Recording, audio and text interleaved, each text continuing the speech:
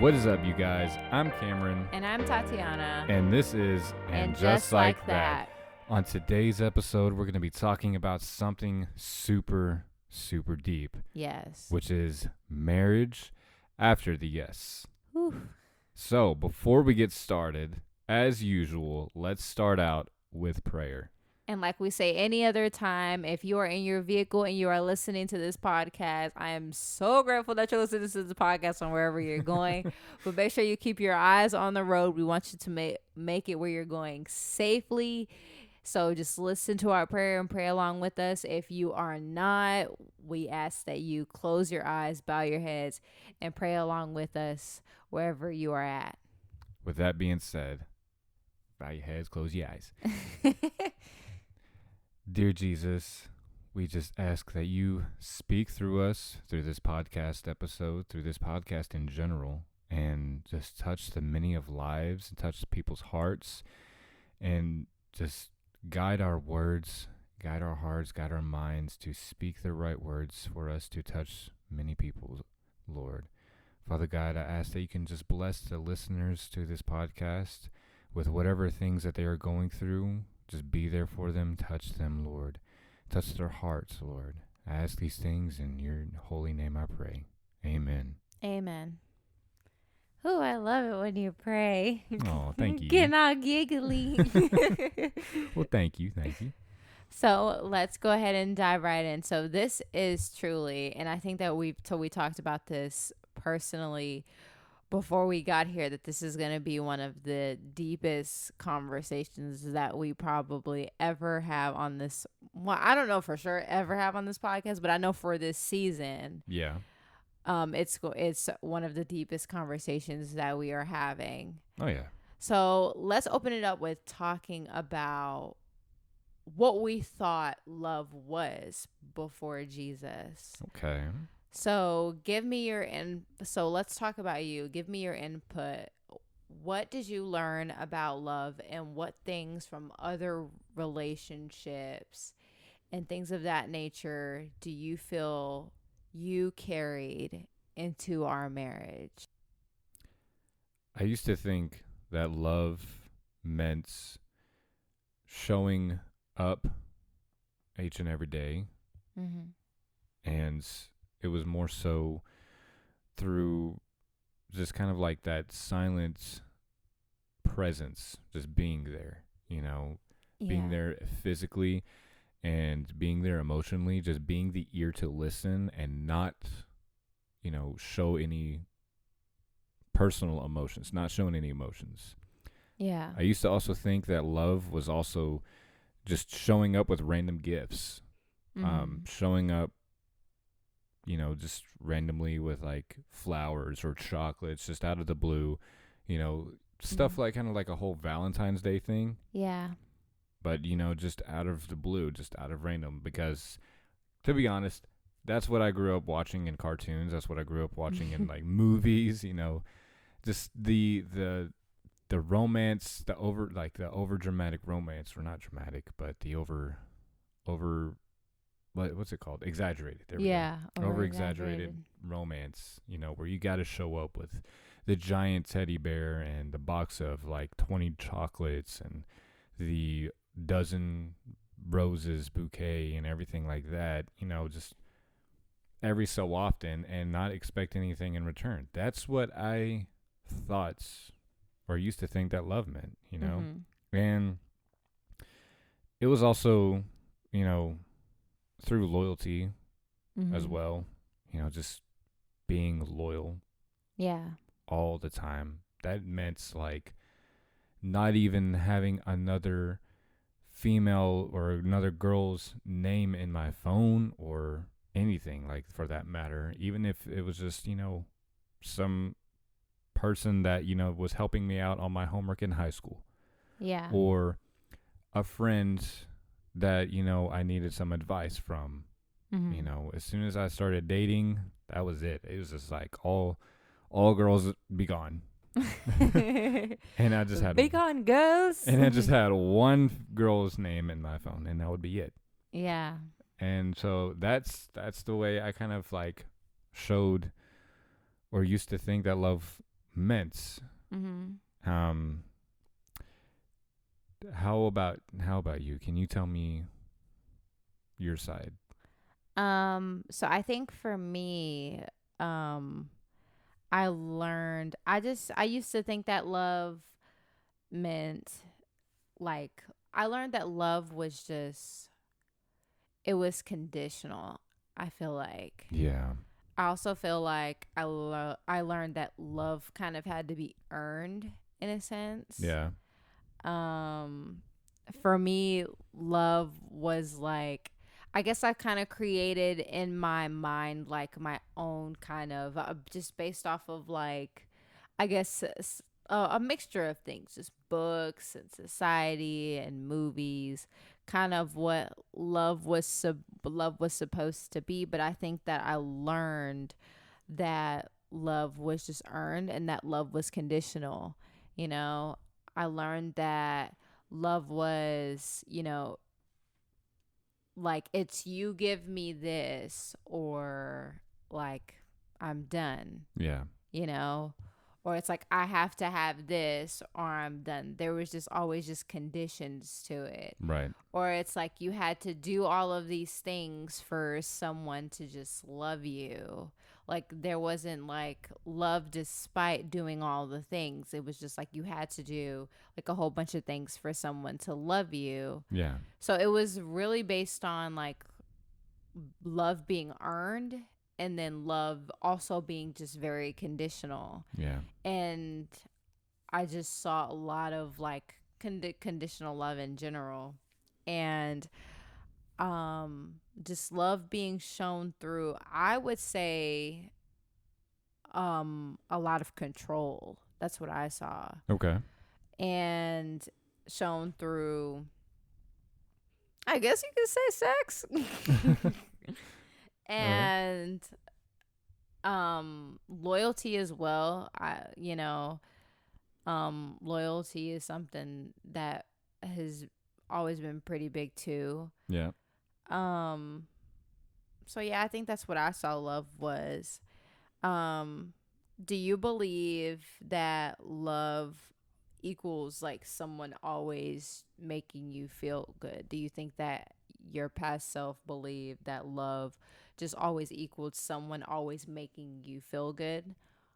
Honestly, yes. Mm-hmm. Yeah, I used to grow up thinking that, true love was just always constantly happy and Yeah. always constantly, just happy feelings, happy thoughts, and just, Mm-hmm. you're feeling good and everything. Yeah. And that was also, with sex as well, Mm-hmm. just we just constantly, you know, not every day. I mean, possibly every day, but just, it was the same with sex as well, you Yeah, know. I think the same thing. Like, I just thought that a person was just always supposed to make you feel happy. Yeah. And like you were never supposed to feel sad. But you know what? I feel like I saw that a lot in movies and TV than I Right. did personally in just real life, you know? Yeah. But I just had such a high expectancy for that, Right. you know? So do you think that you were taught that, just like throughout your past relationships and Hmm. like things that you've experienced, do you think that you were taught that love hurts or love means never being alone? I feel like I was taught more so that love means never being alone. Mm-hmm. Um, I found out that love does hurt Yeah. through that because I grew up with thinking that love does mean never being alone. Like, if someone does truly love me, they're just not going to leave me alone. Yeah. We're going to be constantly around each other all the time, unless, of course, we have to go home. Yeah. And, that's what I thought love was meaning to me.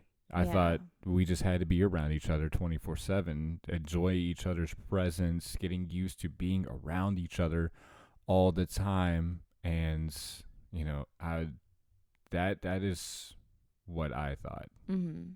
What about you? Did you I think I learned from a very young age that love hurts. Yeah. And it's unfortunate, but it's true. I Yeah. think I saw like a lot of just pain whenever it came to love, but I thought that that's just what love was. Yeah. Love was just this roller coaster of emotions, you know what Right. I mean? Yeah.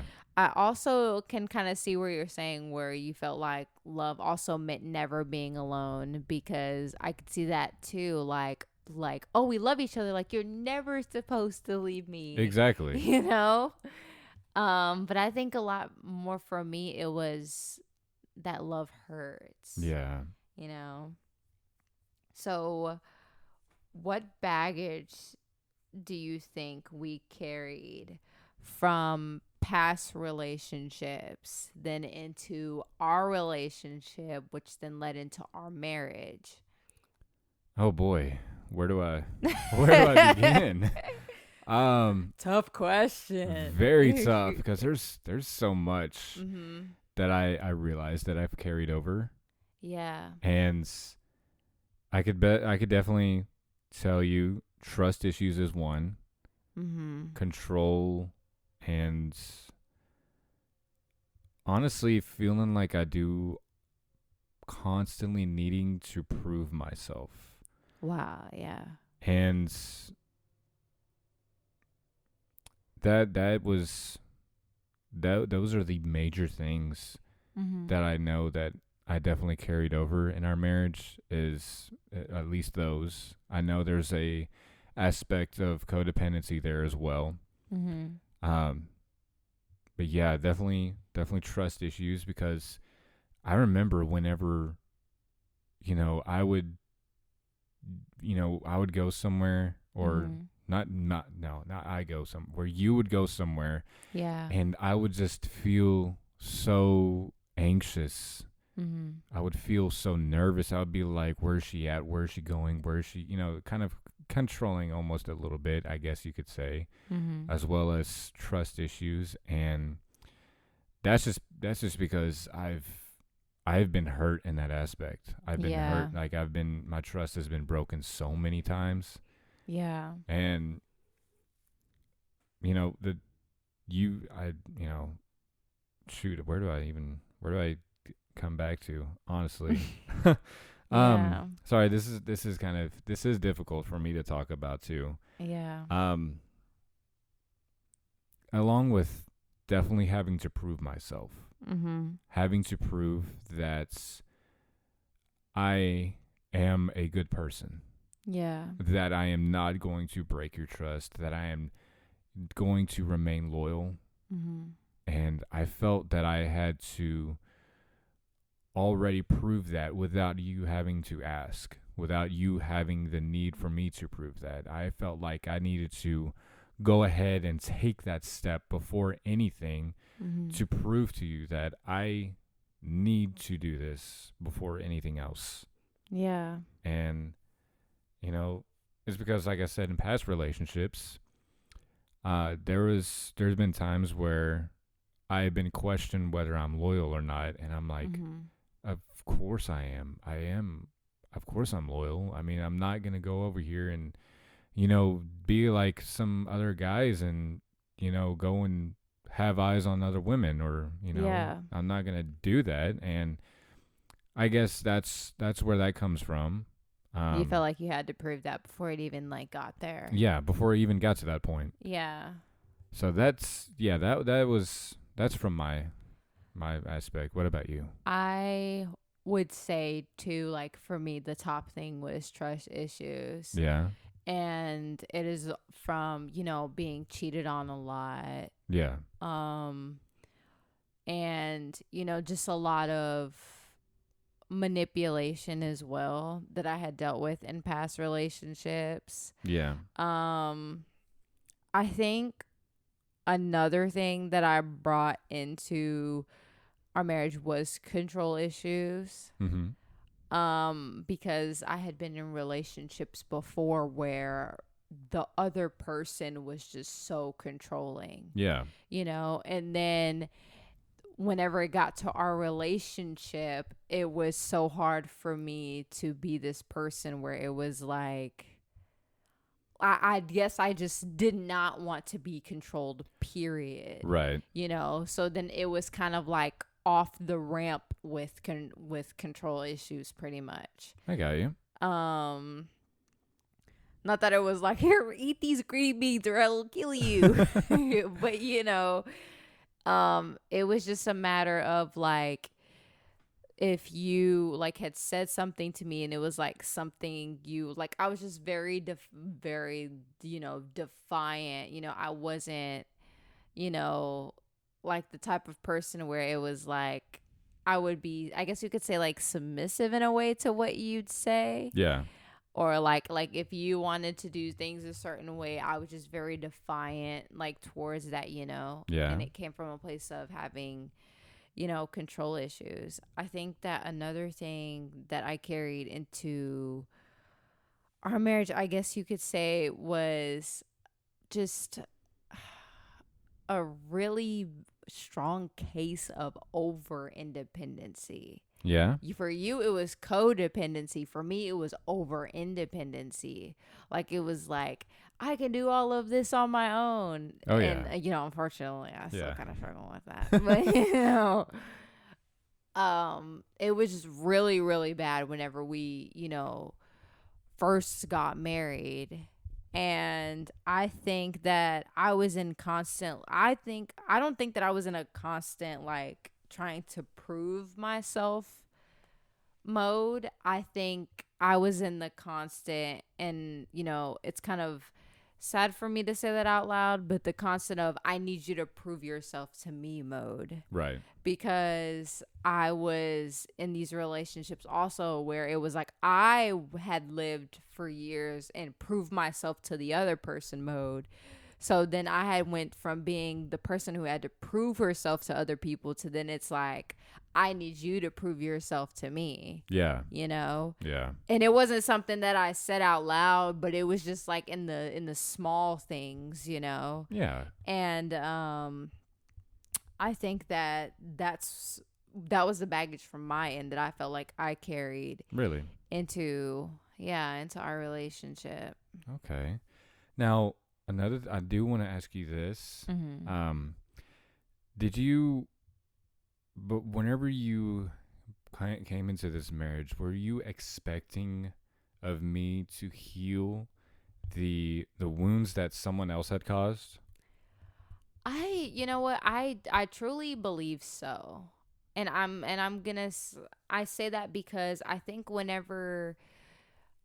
it was more so like, oh, like I found this really amazing person. And it's like, because I have this really amazing person now, like everything that I've ever been through in all of these other relationships, it's just gonna heal. It's just gonna go away because this person is gonna show me like what real love is supposed to feel like, right. You know? So I think for me, I thought that through the person that you were and just the connection that we had with each other. Yeah. And just the, you know, like, just mainly the connection we just had each other. I thought that was going to be the thing that just healed me. Like this love, like I just thought like this love that we have with each other, that's gonna heal me. Right. And it didn't. It didn't. Okay. What about for you? Honestly, yes. Mm-hmm. I did come into the marriage expecting you to kind of heal my wounds from my past relationships. And, you know, it was, you know, like instances where the whole trust issue. Yeah. You know, the trust issue. Yeah. You know, I was expecting you to be the one to kind of heal me of that. Mm-hmm. And, you know, kind of, well, it wasn't really more so healing that I was expecting. It was just more so of kind of following what I wanted you to do whenever it came to my trust. Yeah. You know, like I had set already in my mind, I had set personal boundaries and everything where I'm just like, okay, I don't want you to do this. I don't want you to do that. I don't, and then I was like, I feel like if you're going to do this, then I should definitely know about it. Yeah. And it was both a control, Yeah. it was a control issue and a trust issue at the same time. Mm-hmm. And that is what I came in expecting you to heal. Yeah. And I think ultimately, whenever you get with somebody who you really feel like is your person, or you like know is your person, you get to this place where, especially after you've been in so many other toxic relationships, where you think that because now you have the relationship that you feel like you've been waiting for, yeah. like that person is just gonna change your life. Oh, yeah. Everything that you've ever been through, it's just gonna erase itself, Right. when in fact being with the person that is your person, you start I think that you start to recognize all of the things that are wrong, within your pain, within the hurt that you have from other relationships. Because when a relationship is good, when you finally get to the good relationship after Yeah. having all of the bad ones, then you're in a place where you're expecting it to be a bad relationship because Right. you're so used to toxicity. Right. And so you're waiting for that person to break your heart or to do something that someone else did. Mm-hmm. And you're subtly causing those issues within a good relationship, but you don't even recognize that you are. Like a self-sabotage type thing. You're self-sabotaging. I understand. I got you. And I think that's like the really like the disguise of, oh, like this person is gonna heal me, like whenever I get into a relationship with them, like especially what we thought with each other. I think it was the disguise of like self-sabotage. you know Yeah. so going into how did your family model or not model love for you? Ooh. That is looking back, I think I confused survival with love. Yeah. Because, as a kid, you pick up on different things and you pick up on so many things that you don't understand. Yeah. And growing up, there were times where there was yelling. Yeah. Not so much a whole lot of silence. There were times there were like this passive aggressive silence type of thing that was going on. And it's like during those times it was rare, but I did witness some of the times where it was affectionate afterwards, after the arguments or after the yelling, where they came and fixed it. But it was just, I didn't get to see those many times because that was behind closed doors. And I kind of grew up thinking, once you have a fight, y'all both cool off, you're good. That definitely not the case. But and then once I got a little older, around middle school, high school, I realized that there are apologies during that mix. There were some apologies in that mix. And another thing that was modeled is saying I love you. I definitely witnessed a lot of times where my parents saying I love you all the time, I love that. With my mom and my stepdad, I always saw them say I love you, whether it was, they were going to bed, whether it was they were going to work. Same thing with my dad and my stepmom. it was with them. It was anytime they were going to the same thing, going to bed, going to work, getting off Yeah. the phone, going just Your even your family's big on I love you they anyway. are, and I will tell you the reason here in a minute, like why I think that is. Yeah. But we as we were taught love, um, it wasn't based on like performance or perfection or even obedience. It was just with my family. It was genuine love.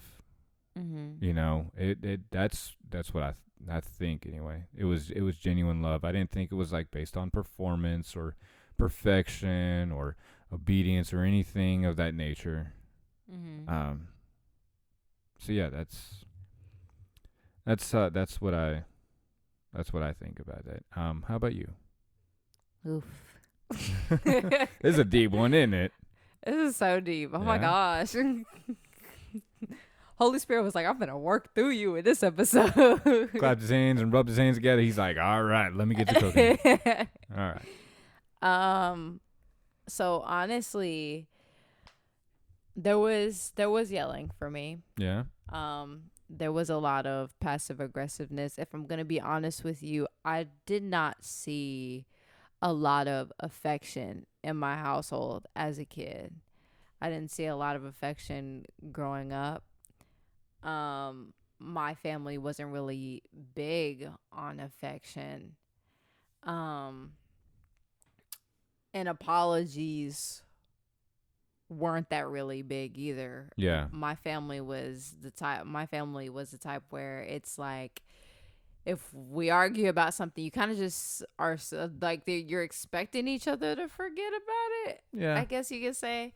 So it's kind of like you get into an argument and then, like, I don't know if anyone has families is like that, but you get into an argument and then it's like you just come out and somebody's trying to talk to you like you skip, I'm sorry.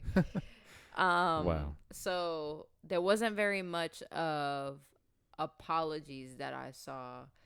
So I didn't grow up in a home where it was a lot of I love you, or I grew up in a home where you just didn't show your emotions a lot, Yeah. And I guess that's where kind of things got pretty crazy with me because I was a very emotional person.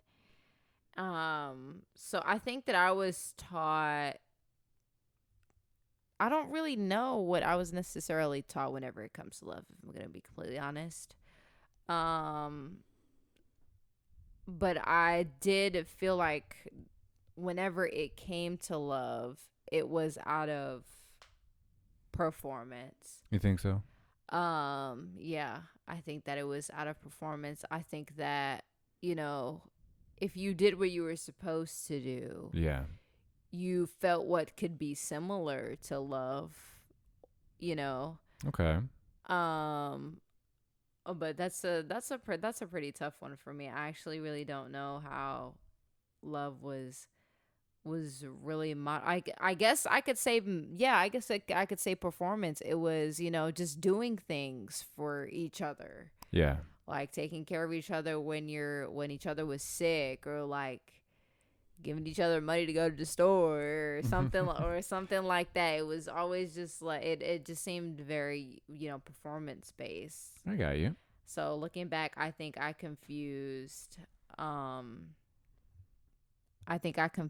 performance with love, because that's what I saw. I saw a lot of, performance, a lot of, like you had to earn what seemed to be affection.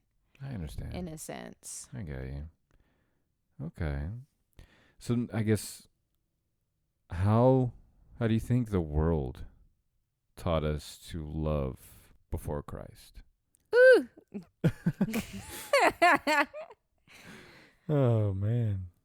I think that the world, honestly, for me, I think that the world I think that I learned love through the world. Yeah. If I'm going to be completely honest with you, I think that all of the love that I've ever learned in my life was completely by the world and by the world alone. And that's probably really sad to say now as a Christian. In what aspects? Was it through like music, It was movies? through everything, I think, but I think it was mainly through movies. I learned what love was supposed to be like, Yeah. or I guess you could say in quotations, from romance movies. I watched a lot of romance movies as a kid and growing up. Like I was a really big, I still am, very big romance movie person, Oh you yeah. know? Yeah. So romance movies was the things that really taught me, like, okay, this is what love is like, Yeah. whenever, Bethany is getting in an argument with Patrick, and then Patrick, the you holding the stereo box out the window, Holding a big old boom box the playing the the. boom box out the window. Like, that's to me what's love. It's, you know, going and driving down the highway at 70 miles per hour trying to get to Stephanie before she gets on the plane and you never see her again. Right. Like, that's what love. I learned love from romance movies. And I think a bit, I also learned love from music too, like just music videos. I was always really big on watching music videos, and there were some music videos where it would just give kind of like this idea of love. Yeah. So, like, especially in our era, like Disney Channel, you had the very sly, Yeah. good little old romantic songs. You had JoJo singing. Yeah. So if anybody knows who JoJo, if you don't know who JoJo is, and you're in an era that's above us or behind us, I'm so sorry. Man. But we even had Hannah Montana. Nobody's perfect. Yeah. Yeah. High School Musical. Yeah. High School Musical. That's the love that I learned from. That's Right. all the love. And the message that I absorbed was that's what love was. It was the boombox. It was, all of the things from movies. And I took everything that I had absorbed from movies and put it into every relationship that I had ever been in. Like, you're always supposed to end up with each other at the end of the day, or like it's always gonna work out. Yeah.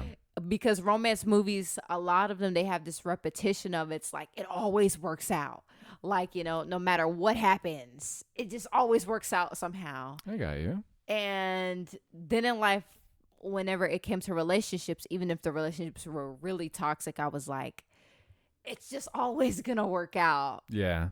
Or like, I would see movies where the woman would, somebody would keep choosing somebody that was just really bad for them and trying to redeem them, try to be the savior. Yeah. So I absorbed that a lot. And then, I ended up chasing a feeling, just that feeling of what the romance movies felt like, and running for that in reality. Ooh. And it pretty much took me on a whirlwind, to be honest with you. Really? Yeah, truly. What about you? Do you feel, how did the world teach you to love? Honestly, for Christ? I would say through movies and social media.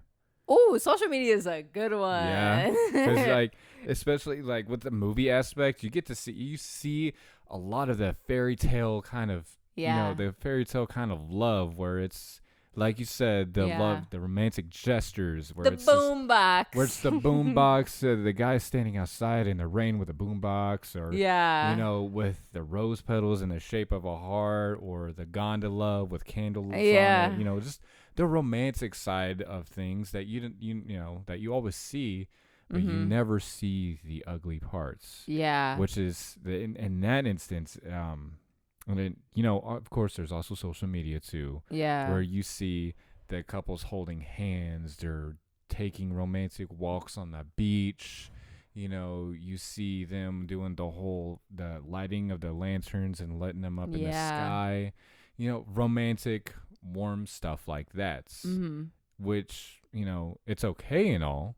Yeah. However, you don't see the ugly side of it. You don't see the working side of it. You see the attraction to it. Yeah. But you don't see the work that is put into it. Yeah. You don't see the behind the scenes, which for me, it ended up making me feel like I was chasing a feeling rather than a commitment for a while. Yeah. And that made me like kind of go to believe that whenever there was a conflict in our relationship, Mhm. that was it. That was the relationship going downhill. I never thought that, just because we had a conflict, I didn't think that was an opportunity for us to grow unless it was something small. Yeah. I always thought of a conflict was okay, this might be it for the relationship. Yeah. I didn't think that, relationships had very many conflicts. Mhm.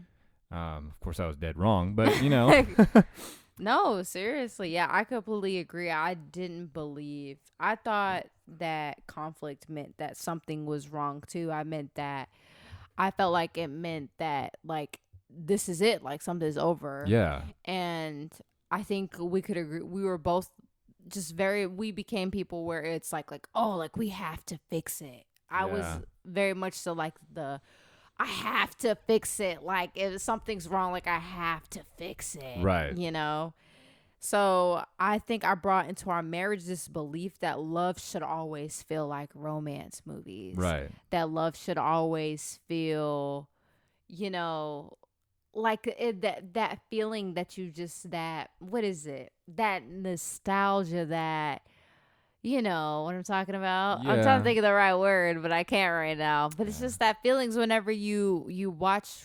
It's just the feel good. It's yeah, a marriage is supposed to be the feel good. yeah. You know. So what red flags do you think that we normalized because we didn't know any better? Oh man. Um, I would definitely say, I think jealousy. Mm-hmm. I think jealousy is a big one. Yeah. Because growing up in past relationships, I definitely thought, or yeah, definitely thought in past relationships that finding each other to be jealous was kind of like a cute thing. Yeah. Like, oh look, he's getting jealous, and Yeah.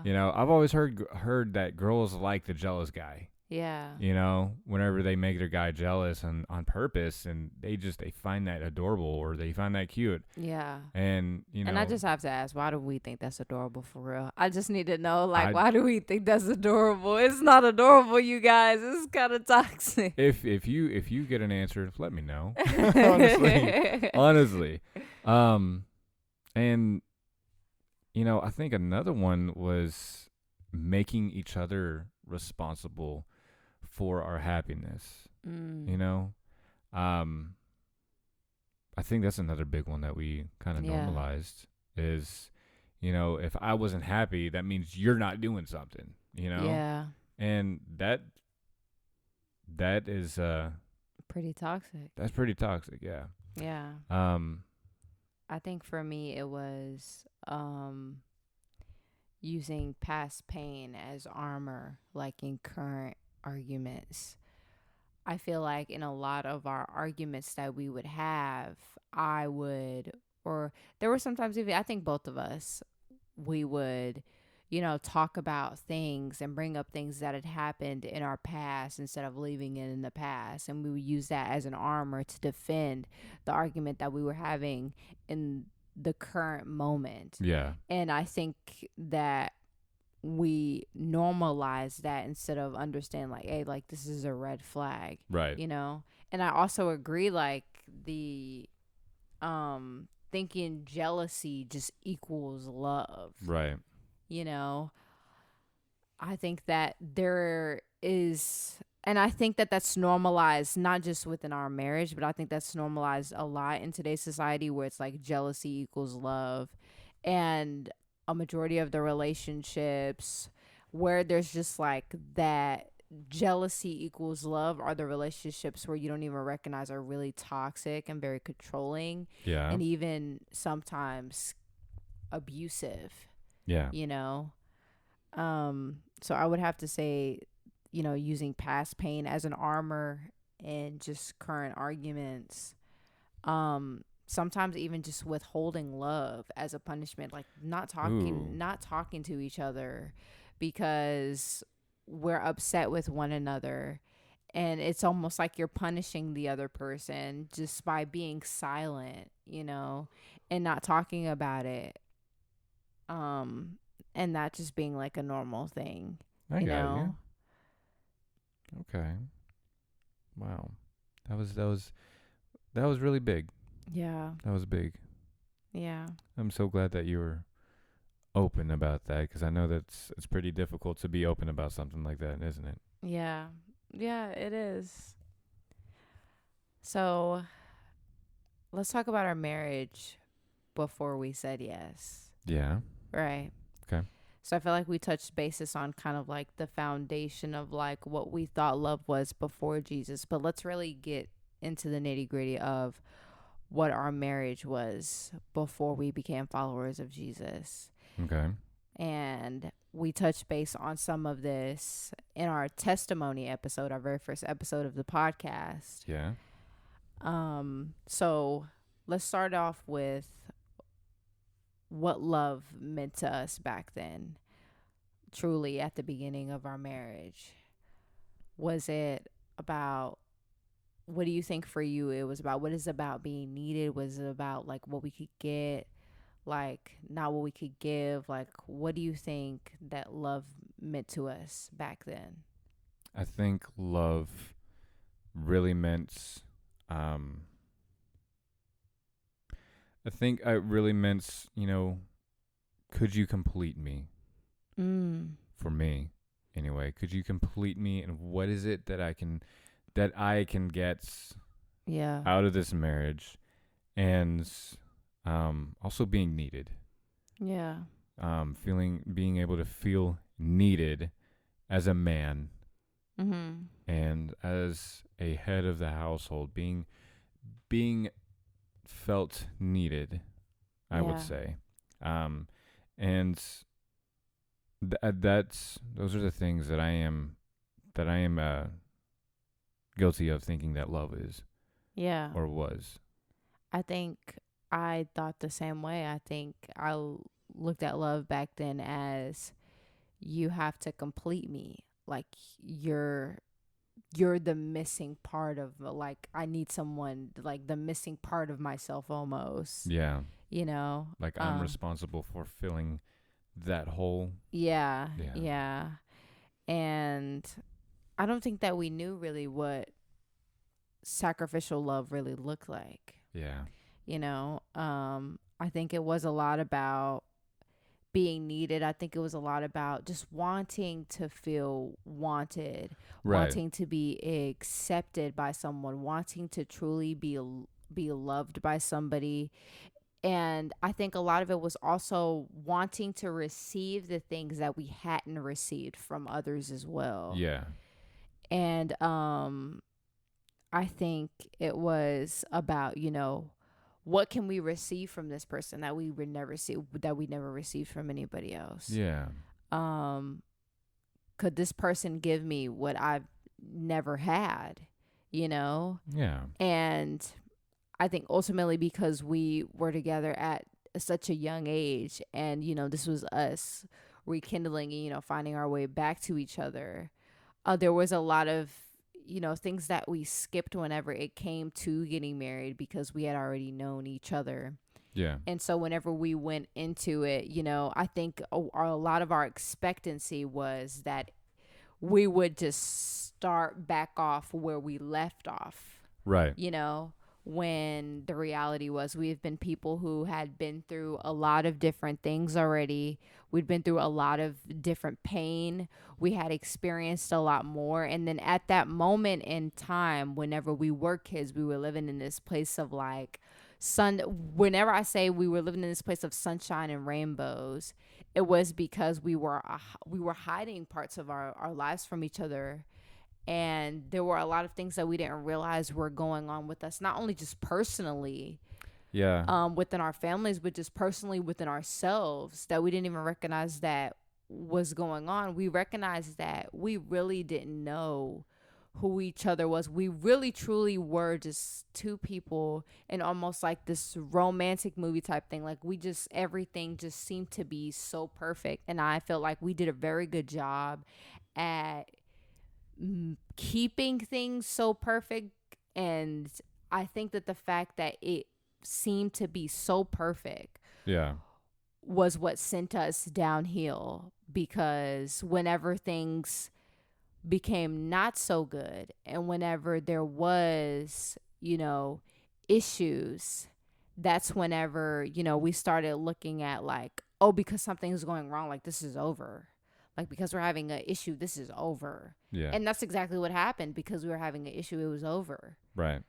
So I do think that that's what love, meant to us back then. I got you. Okay.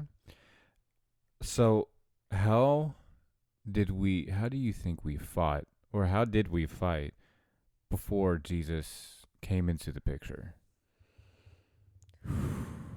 I'm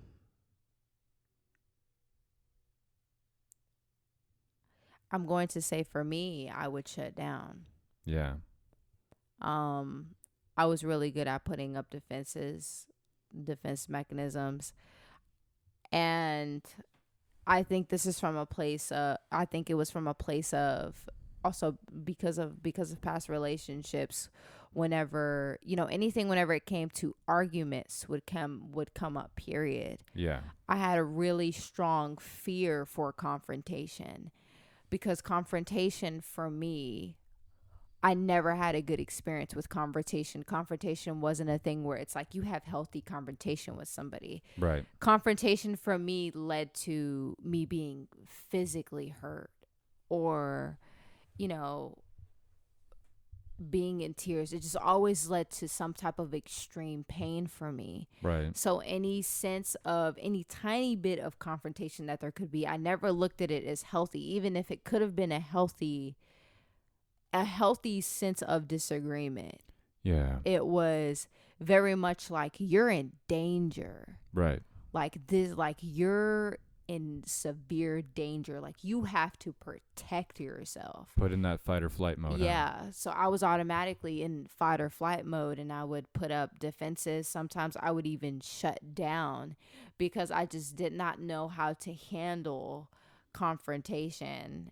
And I got you. I think ultimately, I would get to this place where, sometimes I would lash out, I think I would get to this place where I'd want to win, Yeah. So I think that confrontation for us and how we fought before Jesus came into the picture, it was very toxic. Okay. What about you? How do you feel like we fought before Jesus came into the picture? I will say that I do agree we fought pretty toxically. Mm-hmm. That I do think, well, for me, I did shut down.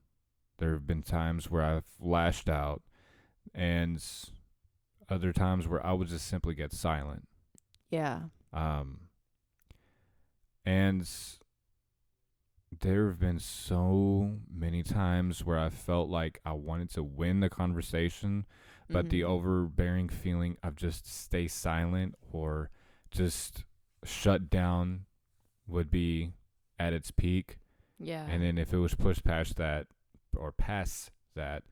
then that's the moment where I feel like I would lash out. Yeah. And, I hated every time I did that. Mm-hmm. Because that was mainly the scars I wore from a past relationship, and that was my defense mechanisms, was to lash out because I felt like I should be protecting myself and that I was also in danger. Kind of like you said, your fight or flight mode. Yeah. Because there's a previous relationship.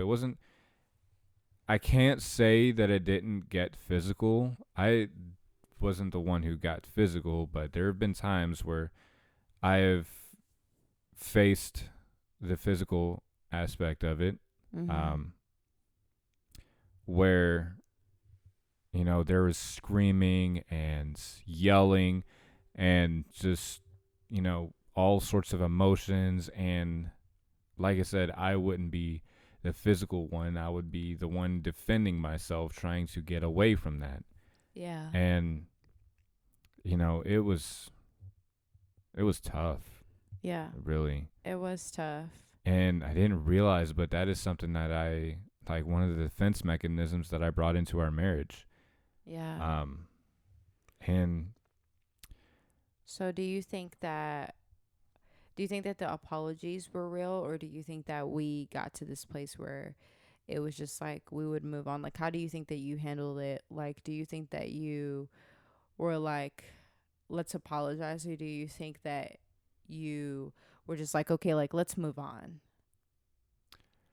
I feel like it was a bit of both.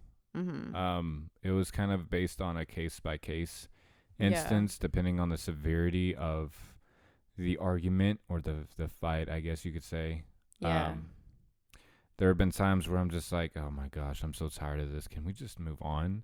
Uh-huh. And then there were other times where I genuinely felt really bad, and regardless if it was my fault or not, I'm just like, I just want to apologize so we can heal this and Yeah. and work through it. I think that a lot of the apologies for me, because I'm just this type of person where or I'm not going to say I am now, but I was this type of person where I would apologize regardless if I was the one who made the mistake or not. Yeah. And that's just what I learned to do, like, because I just didn't want anything to crumble. I just gained being this person to where it was like, okay, I apologize. And that's also from past relationships, because even when I didn't do something wrong, I would go through situations where I was, gaslit or manipulated, and it was put in the place of like I was the one who caused the problem, when later on down the line I recognized that a lot of the problems that I took accountability for weren't mine to take accountability for. Yeah. So I grew into this pattern of apologizing even when it wasn't necessary for me to apologize. Like, I remember I had somebody tell me, I think it was probably my best friend. Really? Yeah, whenever, we would have these moments whenever maybe we get into disagreement, and she's probably the only friend that I've ever had where it's like we disagreed like healthily together and like figured it out. Okay. But she is probably the main person who saw like how just apologetic my character was even when it wasn't necessary, Yeah. and was the one who brought it to my attention, like, you apologize whenever you don't even need to apologize. Like, Ooh. why do you do that? Like, you apologize for no reason. Wow. And I didn't realize how bad it was until like she said something to me. So I think whenever it came to us, I was then also in that place of like, I'm gonna apologize despite, because I just wanted everything to be okay. So I guess you could say it was a combination of both too. Yeah. But for me, it was more apology driven because I wanted things to just be okay. Like, I just wanted to move on. So I felt the way to move on would to just be to apologize. Instead of it, even if it wasn't like a genuine thing, like I just knew, like, if I said I was sorry, we could just move on. Okay. Um and then I think that brought up walls emotionally. Really? And I think that within those arguments, there got to this place where there were certain things in certain areas where we started to put up walls. Yeah. Where do you think that was for you? I think so too. I think there was definitely things that we couldn't talk about. I Yeah. think that honestly, vulnerability was scary. Yeah.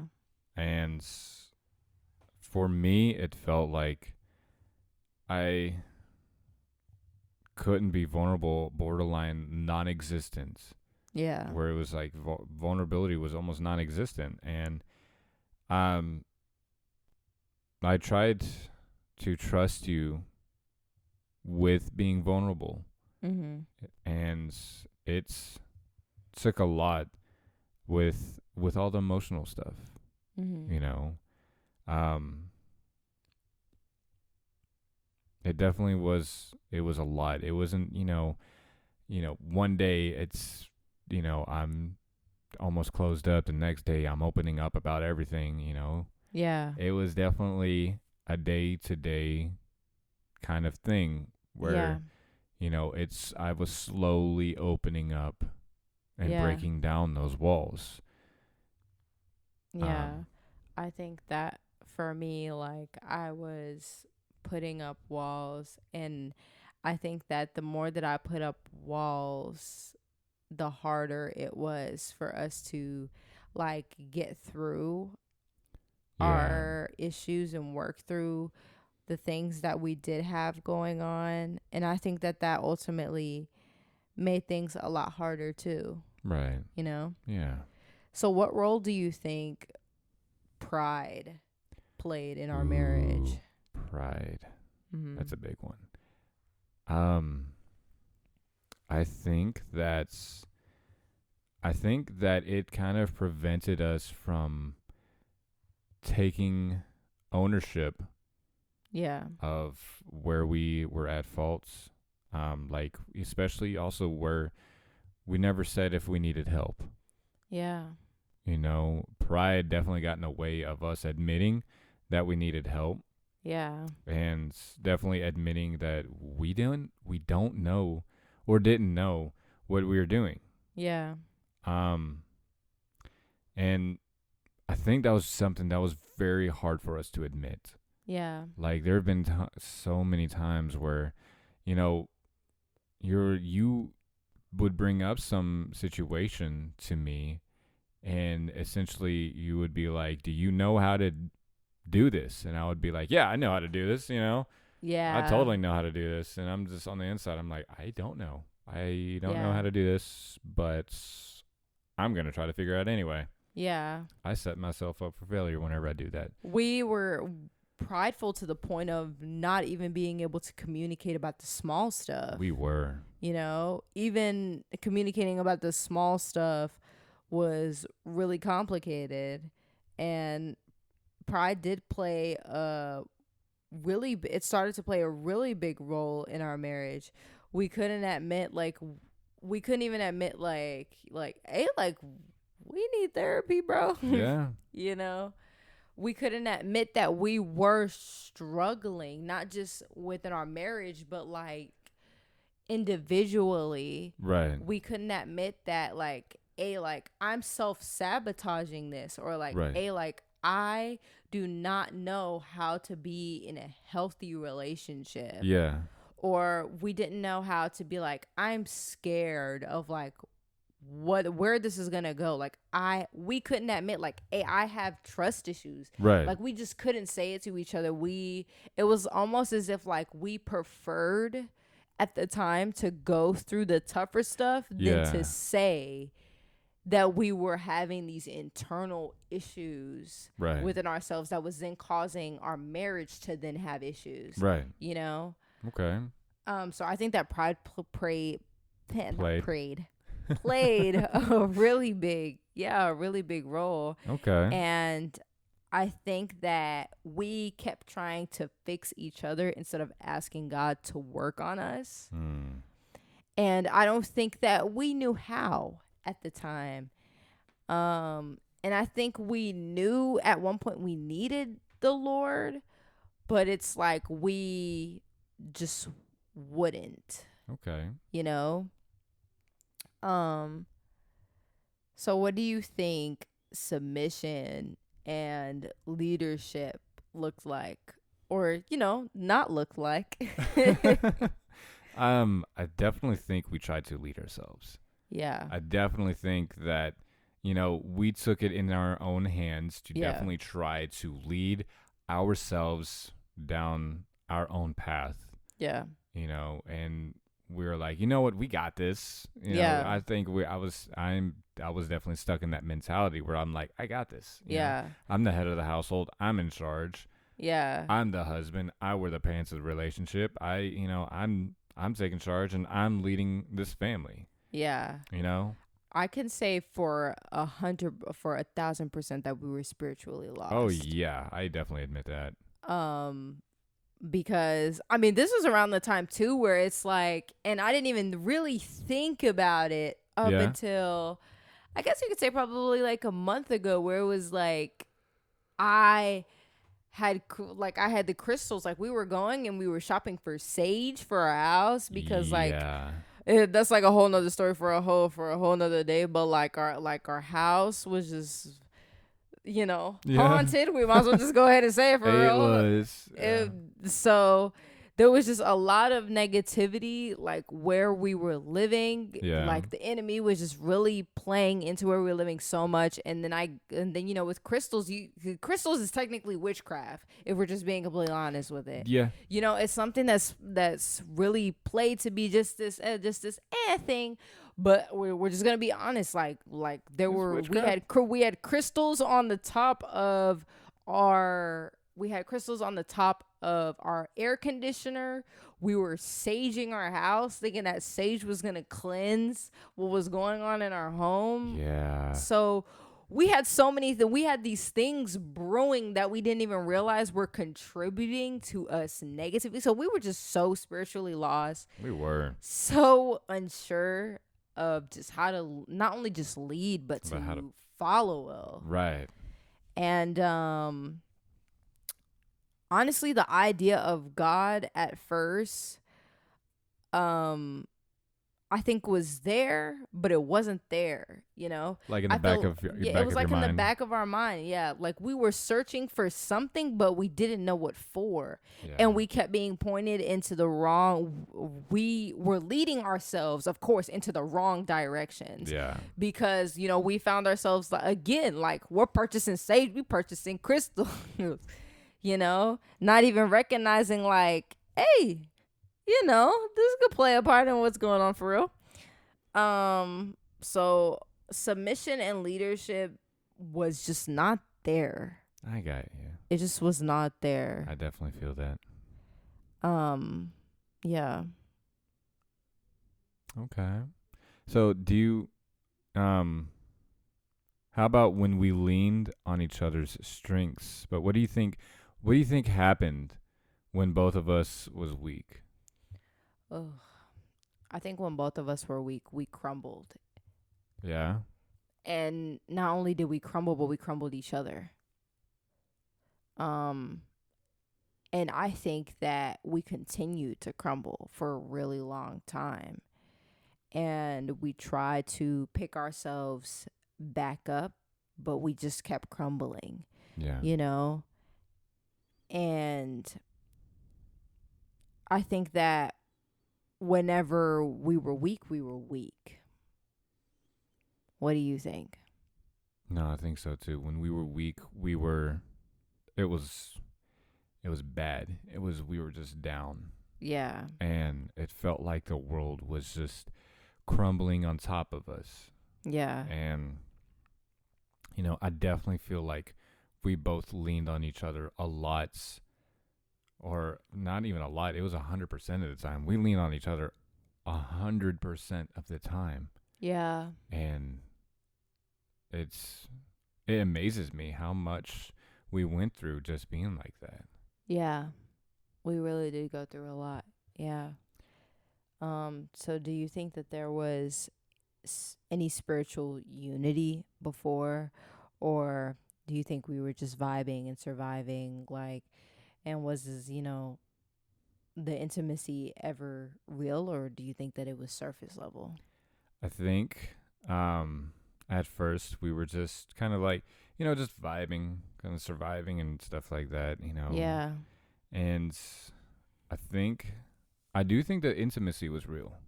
Mm-hmm. I don't think it was surface level because it definitely felt real. It definitely felt like it was there. It was real. And, that's one thing I can say, that it felt real for me. Mm-hmm. And But I know that as far as the spiritual unity goes, it definitely, I don't think it was not there as much, Yeah, you know. I got you. What do you think? What do you feel? I don't feel like there was spiritual unity because again, like we were lost, No, yeah. you know. So I don't feel like there was spiritual unity. I do think that we were just vibing and surviving, you know, Yeah. which is sad to say. I think that we wanted the intimacy to be real. But I think that we were still trying to figure out what true intimacy really was. So I'm going to have to say that I felt like it was surface level because we didn't really understand what true intimacy was. Yeah, okay. I can understand. Yeah. I can understand why you would say that. Yeah. So what was our almost breaking point moment? The time where we almost gave up, a time where we felt like we didn't recognize each other, a time where, you know, it was just a moment of helplessness or bitterness or just like a silent season where nothing just felt right. Where do you think our breaking point was? If you think that was deep, find out what happens next. Part 2, next Thursday.